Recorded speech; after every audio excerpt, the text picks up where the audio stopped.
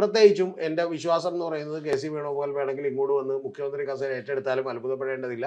കാരണം അദ്ദേഹത്തെ സംബന്ധിച്ച് വളരെ കൃത്യമായിട്ട് അറിയാം, ഇത്തവണ അങ്ങനെ ആകാൻ കഴിഞ്ഞില്ലെങ്കിൽ ഒരു കാരണവശാലും പിന്നെ എന്ത് ചെയ്യാൻ പറ്റില്ല, ആകാൻ കഴിയില്ല. അല്ലെങ്കിൽ 5 കൊല്ലം വെയിറ്റ് ചെയ്ത് കഴിഞ്ഞാൽ പിന്നെ അടുത്ത 5 കൊല്ലം എന്തായാലും യു ഡി എഫ് ഭരിച്ചാൽ പിന്നെ ഉറപ്പായിട്ടും തുടർ ഭരണമൊന്നും ഉണ്ടാകാൻ പോണില്ലല്ലോ. ഇത് തുടർ ഭരണമാണെങ്കിൽ തന്നെ മുഖ്യമന്ത്രി തുടരുമല്ലോ. ഇനി അല്ലെങ്കിൽ മിക്കവാറും നമുക്കറിയാം ഒരു 99% ഇടതുപക്ഷം അടുത്ത തവണ അധികാരത്തിൽ കയറും.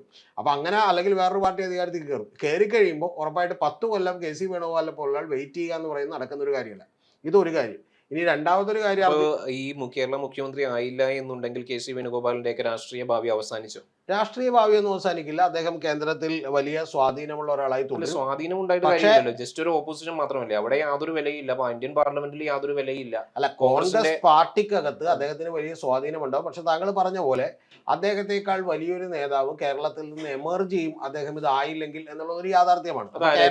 കേരളത്തിൽ പിടിവിടും. അല്ല, അതിപ്പോ സ്വാഭാവികമായിട്ടും ഈ ഇദ്ദേഹം ആയില്ലെങ്കിൽ ചിലപ്പോൾ വി ഡി സതീശൻ എന്ത് ചെയ്തേക്കാം, വന്നേക്കാം, വളരെ തിളക്കമാർന്ന വിജയം നേടുകയാണെങ്കിൽ വന്നേക്കാം.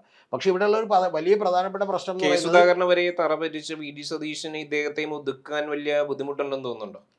വി ഡി സതീശനൊന്നും ഒതുക്കാൻ പറ്റുന്ന ഒരാളല്ല ഇപ്പോഴത്തെ കെ സി വേണുഗോപാൽ എന്ന് പറയുന്നത്. അതൊക്കെ തോന്നലാണ് ഒന്ന്. രണ്ടാമത്തെ കേസ് എന്ന് പറയുന്നത്, ഇതിലാകെ സംഭവിക്കാൻ പോകുന്ന കാര്യം, രമേശ് ചെന്നിത്തലയും വി ഡി സതീശനും തമ്മിൽ ഇതിന്റെ പേരിൽ ഒരു വലിയ ക്ലെയിം വെക്കുകയും രമേശ് ചെന്നിത്തലയോടൊപ്പം കെ സുധാകരനെ പോലെയുള്ള ആളുകൾ നിൽക്കുകയും അതുപോലെ വി ഡി സതീശനും ഇവർക്കും വലിയ തോതിലൊരു ടഗ് ഓഫ് വാർ, ഒരു വടംവലി ഇതിന്റെ ഭാഗത്ത് ഉണ്ടാവുകയും ഒരു ഭൂരിപക്ഷമില്ലാത്ത അവസ്ഥയിലേക്കും ഒക്കെ വരുമ്പോൾ സ്വാഭാവികമായിട്ട് എന്ത് സംഭവിക്കുമെന്ന് വെച്ചിട്ടുണ്ടെങ്കിൽ ഒരു കോംപ്രമൈസിങ് കാൻഡിഡേറ്റായി വേണമെങ്കിൽ കെ സി വേണുഗോപാൽ വന്നേക്കാം.